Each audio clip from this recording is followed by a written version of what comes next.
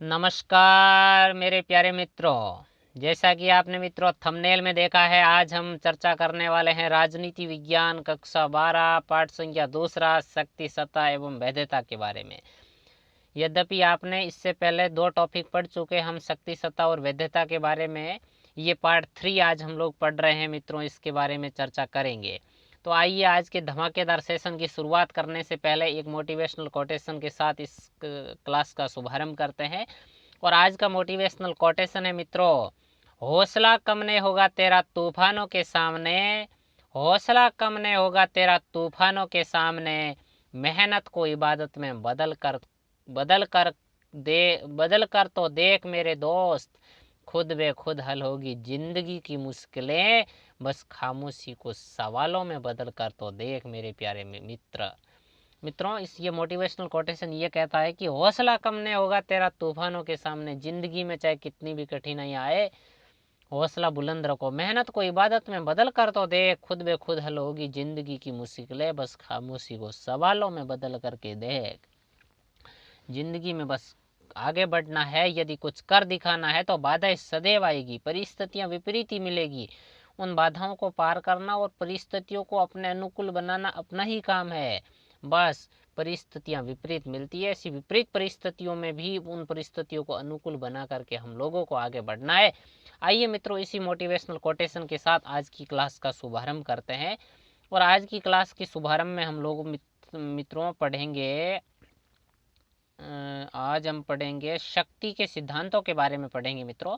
शक्ति संरचना के सिद्धांत कौन कौन से, उनके बारे में चर्चा करेंगे। आप बोलेंगे अच्छा, हमने कहा हाँ मित्रों 1 मिनट, ये थोड़ा सा अपना पेन चेंज हो गया। ओके, जैसा कि मित्रों अपन शक्ति सत्ता और वैधता के बारे में पढ़ रहे थे। जब हमने पाठ की शुरुआत की थी तो सबसे पहले हमने शक्ति के बारे में पढ़ा था।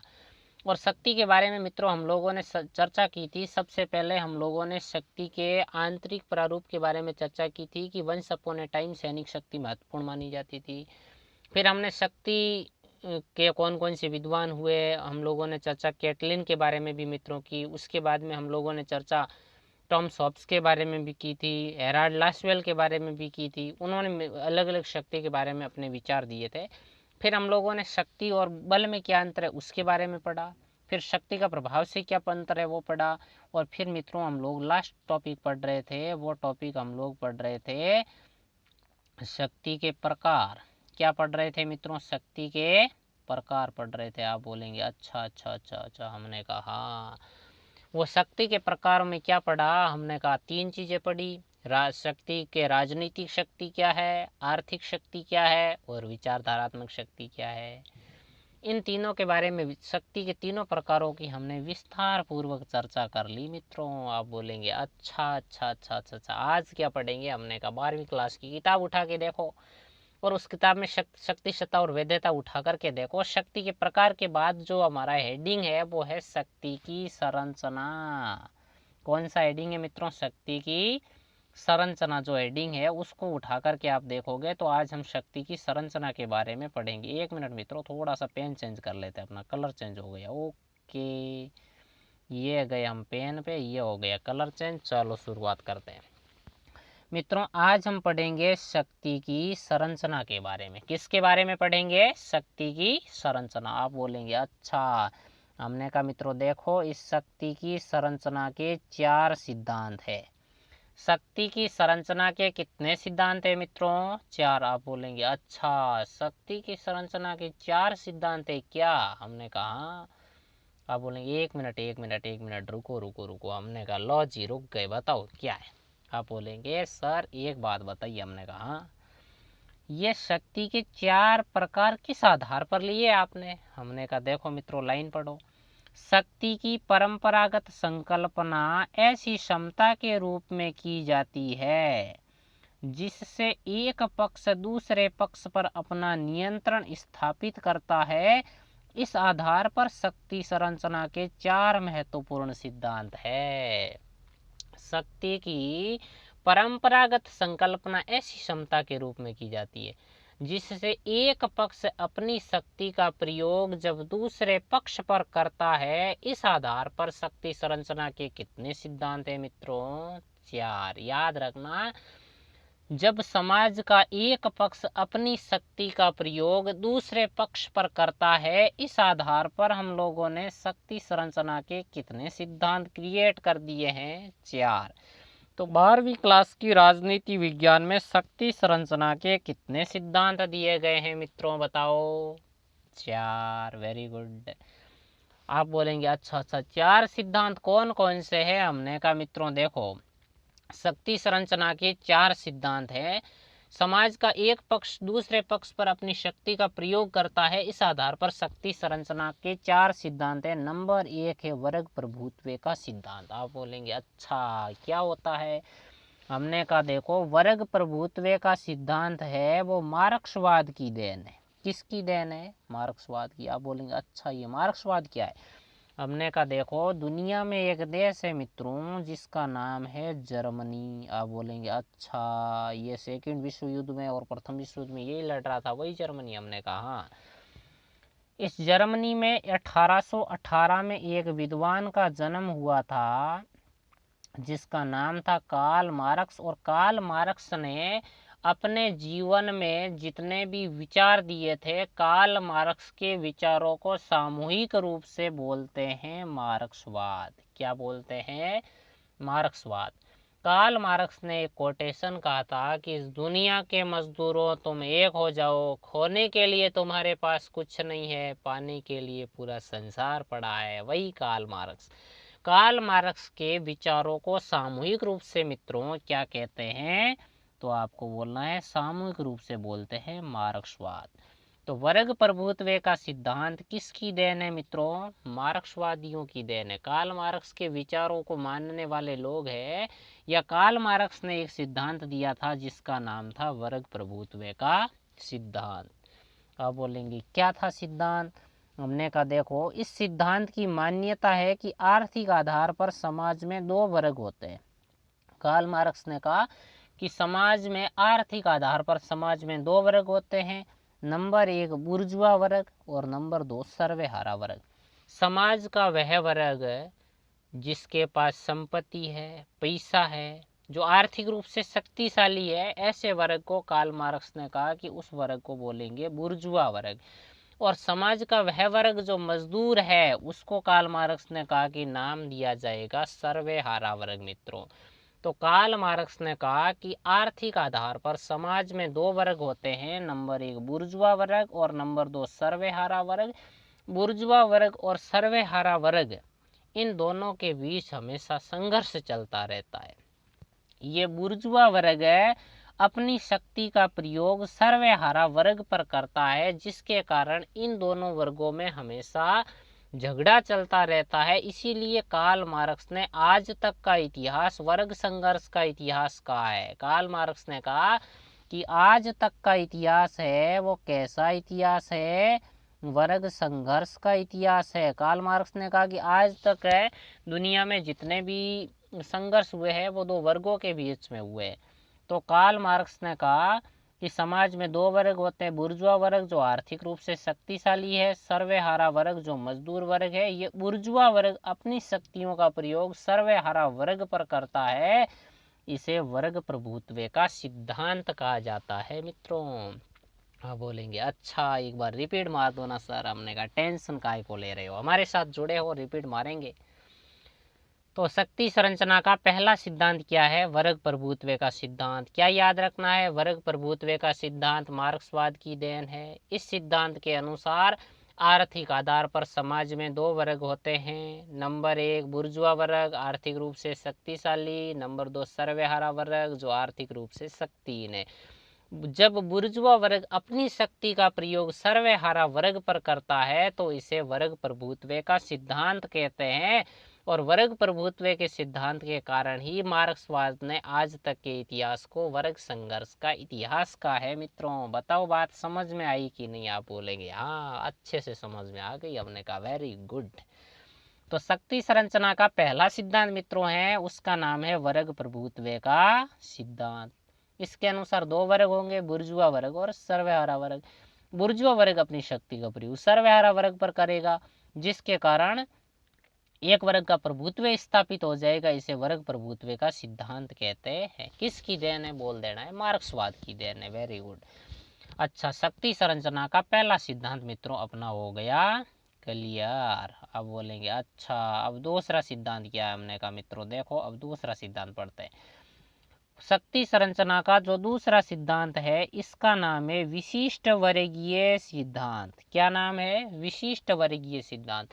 जिस प्रकार शक्ति संरचना के वर्ग प्रभुत्व सिद्धांत के अनुसार समाज में दो वर्ग होते हैं, उसी प्रकार विशिष्ट वर्गीय सिद्धांत के अनुसार ही मित्रों समाज में दो वर्ग होते हैं। नंबर 1 सामान्य वर्ग और नंबर 2 विशिष्ट वर्ग।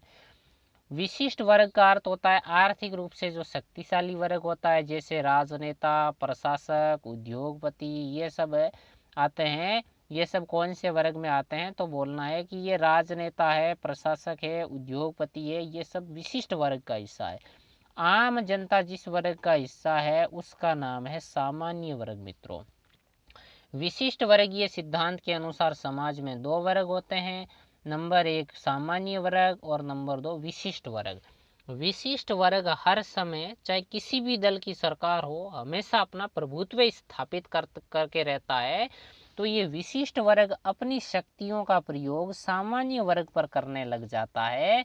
इसे शक्ति संरचना का विशिष्ट वर्गीय सिद्धांत कहते हैं। मित्रों याद रखना, विशिष्ट वर्गीय सिद्धांत के अनुसार समाज में कितने वर्ग होते हैं? दो। नंबर 1 सामान्य वर्ग और नंबर 2 विशिष्ट वर्ग। विशिष्ट वर्ग मानी राजनेता, प्रशासक, उद्योगपति, वकील, इन सभी वर्गों को मिलाकर के बोलते हैं विशिष्ट वर्ग। ये विशिष्ट वर्ग है चाहे किसी भी दल की सरकार क्यों ना हो, ये विशिष्ट वर्ग अपनी शक्तियों का प्रयोग सामान्य वर्ग पर करता है। इसे बोलते हैं शक्ति संरचना का विशिष्ट वर्गीय सिद्धांत। आप बोलेंगे अच्छा अच्छा अच्छा अच्छा, हमने कहा हाँ। तो आप बोलेंगे कि हमने दो सिद्धांत तो अच्छे से पढ़ लिए, समझ में भी आ गए कि जब समाज का एक वर्ग अपनी शक्तियों का प्रयोग दूसरे वर्ग पर करता है, इस आधार पर शक्ति संरचना के 4 सिद्धांत है। नंबर 1 वर्ग प्रभुत्व का सिद्धांत पढ़ लिया, मार्क्सवाद की देन है। दो वर्ग होते हैं, बुर्जुआ और सर्वहारा। दूसरा सिद्धांत विशिष्ट वर्गीय सिद्धांत हमने पढ़ लिया कि इस सिद्धांत के अनुसार समाज में दो वर्ग होते हैं, सामान्य वर्ग और विशिष्ट वर्ग। विशिष्ट वर्ग अपनी शक्तियों का प्रयोग सामान्य वर्ग पर करता है, तो इसे विशिष्ट वर्गीय सिद्धांत कहते हैं। एक बार मित्रों आपको इस स्लाइड का स्क्रीनशॉट लेने का मौका देते हैं। आप इस स्लाइड का अच्छे से मित्रों स्क्रीनशॉट ले सकते हैं, ताकि भविष्य में इसका रिवीजन करोगे तो कोई दिक्कत नहीं। लो जी एक बार मित्रों इसका स्क्रीनशॉट ले लो, फिर हम अगले सिद्धांतों की चर्चा करते हैं। चलो मित्रों, लग रहा है मुझे ऐसा कि आपने स्क्रीनशॉट ले लिया होगा। चलो अगली स्लाइड पे चलते हैं। अगले दो सिद्धांत हम लोगों ने पढ़ लिए, तीसरे सिद्धांत पे चलते हैं। तीसरा सिद्धांत मित्रों हमारा जो है शक्ति संरचना का, उसका नाम है नारीवादी सिद्धांत। शक्ति संरचना का जो तीसरा सिद्धांत है उसका नाम क्या है मित्रों? नारीवादी सिद्धांत है। उसका नाम क्या है? नारीवादी सिद्धांत। नारीवादी सिद्धांत क्या कहता है? नारीवादी सिद्धांत के अनुसार शक्ति विभाजन का आधार लैंगिक है। नारीवादी सिद्धांत कहता है कि समाज में शक्तियों का विभाजन है वो लिंग के आधार पर होता है। इस आधार पर इस सिद्धांत के अनुसार समाज में दो वर्ग होते हैं। नारीवादी सिद्धांत भी कहता है कि समाज में कितने वर्ग होते हैं मित्रों? दो। नंबर 1 पुरुष वर्ग, नंबर 2 महिला वर्ग। पुरुष वर्ग को शक्तिशाली माना जाता है, और पुरुष वर्ग जब अपनी शक्तियों का प्रयोग महिला वर्ग पर करने लग जाता है तो इसे शक्ति संरचना का नारीवादी सिद्धांत कहते हैं। समाज में पितृसत्तात्मक व्यवस्था होने के कारण पुरुष वर्ग का जब दबदबा स्थापित हो जाता है और महिला वर्ग की जब उपेक्षा होने लगती है, तो इसे शक्ति संरचना का कौन सा सिद्धांत बोलते हैं मित्रों? नारीवादी सिद्धांत। इस नारीवादी सिद्धांत के कारण ही नारी मुक्ति आंदोलन हुए, नारियों को अधिकार देने की बातें होने लगी, वो सब किस सिद्धांत के कारण होने लगी मित्रों? नारीवादी सिद्धांत। तो नारीवादी सिद्धांत क्या है? नारीवादी शक्ति संरचना का नारीवादी सिद्धांत कहता है कि शक्ति का विभाजन है वो लिंग के आधार पर होता है। इस सिद्धांत के आधार पर समाज में दो वर्ग होते हैं। नंबर 1 पुरुष वर्ग, नंबर 2 महिला वर्ग। जब पुरुष वर्ग का समाज में दबदबा स्थापित हो जाता है और नारी वर्ग की उपेक्षा होने लगती है, तो इसे शक्ति संरचना का कौन सा सिद्धांत बोलते हैं मित्रों? नारीवादी सिद्धांत। आप बोलेंगे अच्छा अच्छा अच्छा अच्छा अच्छा। हमने कहा हाँ। चौथा सिद्धांत कौन सा है? हमने कहा देखो तीसरा सिद्धांत पहले समझ में आया कि नहीं बताओ। आप बोलेंगे अच्छे से समझ में आ गया। हमने कहा चलो चलो कोई बात नहीं, टेंशन मत लो मित्रों। अब हम पढ़ेंगे चौथा सिद्धांत। शक्ति संरचना का चौथा सिद्धांत है जिसका नाम है बहुलवादी सिद्धांत। क्या नाम है? बहुलवादी सिद्धांत। आप बोलेंगे ये बहुलवादी सिद्धांत क्या है? हमने कहा ऊपर के 3 सिद्धांत हम लोगों ने पढ़े हैं ना, वर्ग प्रभुत्व का सिद्धांत, विशिष्ट वर्गीय सिद्धांत, नारीवादी सिद्धांत। उन तीनों सिद्धांतों से ये चौथा सिद्धांत बहुलवादी सिद्धांत भिन्न है। आप बोलेंगे कैसे? हमने कहा देखो महाराज, ये सिद्धांत ऐसे भिन्न है। ये सिद्धांत उपयुक्त तीनों सिद्धांतों से भिन्न है। ये सिद्धांत ऊपर के तीनों सिद्धांतों से क्या है? पूरी तरह से भिन्न। ऊपर के तीनों सिद्धांत कहते हैं कि समाज में दो दो वर्ग होंगे। ये सिद्धांत कहता है कि झूठ बोल रहे हो, ऐसा नहीं है।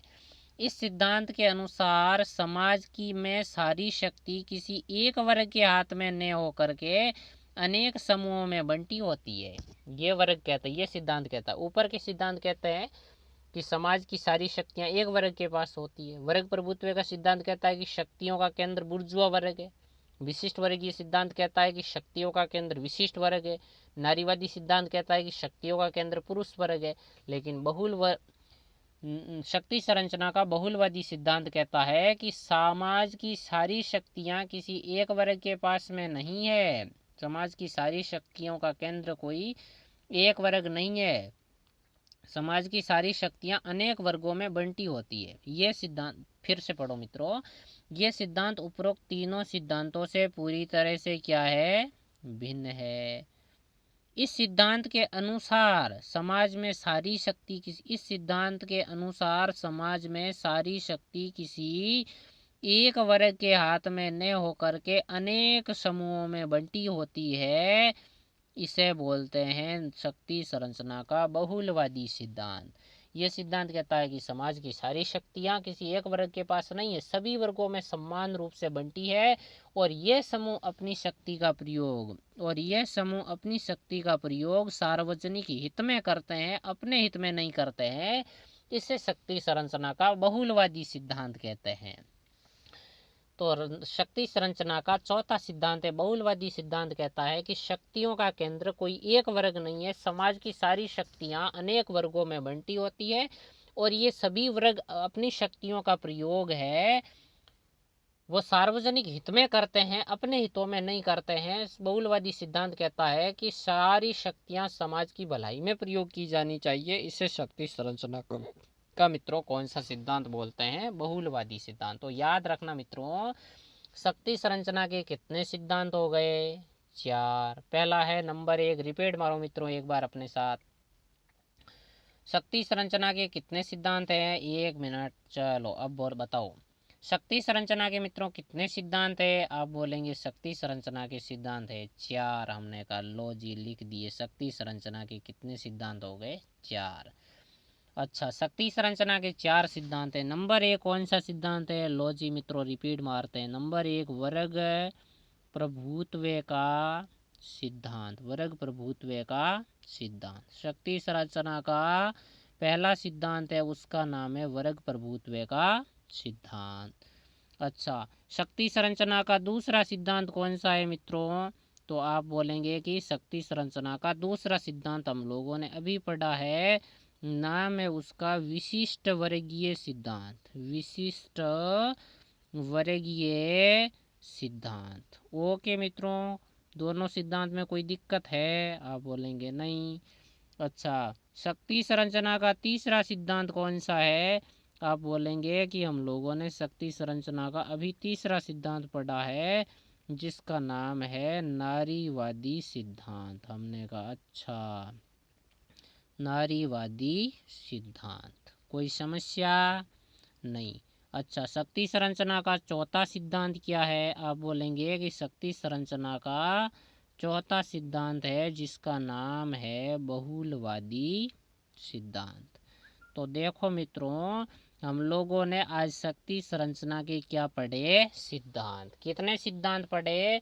शक्ति संरचना के 4 सिद्धांत पढ़े। नंबर 1 वर्ग प्रभुत्व का सिद्धांत। इसके अनुसार समाज में कितने वर्ग होते हैं? 2। नंबर 1 पीछे चल करके आप देखोगे तो नजर आएगा, नंबर 1 बुर्जुआ वर्ग और नंबर 2 सर्वहारा वर्ग। विशिष्ट वर्गीय सिद्धांत के अनुसार भी समाज में कितने वर्ग होते हैं? 2। नंबर 1 विशिष्ट वर्ग और नंबर 2 सामान्य वर्ग। नारीवादी सिद्धांत के अनुसार भी समाज में कितने वर्ग होते हैं? 2 वर्ग होते हैं, नंबर 1 पुरुष वर्ग और नंबर 2 महिला वर्ग। लेकिन बहुलवादी सिद्धांत कहता है कि समाज की सारी शक्तियां किसी एक वर्ग के पास केंद्रित नहीं होती है, ये अनेक समूहों में बंटी होती है और वो समूह अपनी शक्ति का प्रयोग सार्वजनिक हित में करते हैं। इसे शक्ति संरचना का बहुलवादी सिद्धांत कहते हैं। तो मित्रों, आपको प्रॉपर तरीके से शक्ति संरचना के चारों सिद्धांत समझ में आ गए होंगे, ऐसा मुझे पूरा विश्वास है। तो शक्ति संरचना के 4 सिद्धांत मित्रों अच्छे से याद कर लेना। फिर एक नए वीडियो के साथ हम लोग अगला वीडियो जो लेके आएंगे इसी पार्ट का, उसका नाम होगा सत्ता। क्योंकि अपन लोग शक्ति का हेडिंग पढ़ रहे थे जो कि अपना आज पूरा हो चुका है। शक्ति के हेडिंग में हम लोगों ने आज की संपूर्ण चर्चाएं कर ली है। अब हम अगले वीडियो, जो नेक्स्ट वीडियो अपना आएगा, उस वीडियो में हम लोग सत्ता के बारे में मित्रों चर्चा करेंगे। आपको पूरी तरह से समझ में आ गया होगा। इसी तरह से आप निरंतर हमारे साथ जुड़े रहिए। इस वीडियो को उन विद्यार्थियों तक शेयर कीजिए जो इस बार 12वीं क्लास की परीक्षा देने वाले हैं। अगले ईयर की 12वीं कक्षा का ये वीडियो नहीं है। अगले ईयर 12वीं कक्षा का सिलेबस थोड़ा चेंज हो चुका है, तो उसका वीडियो हम आगे आने वाले समय में डाल देंगे। लेकिन अभी जो परीक्षा होनी बाकी है इस सत्र 2020-21 के लिए, ये वीडियो बहुत ही इम्पोर्टेंट होगा। तो मित्रों, अपने साथियों के साथ इसी वीडियो को शेयर कीजिए। फिर मिलते हैं। खूब खूब मंगल कामनाएं सभी मित्रों को। धन्यवाद।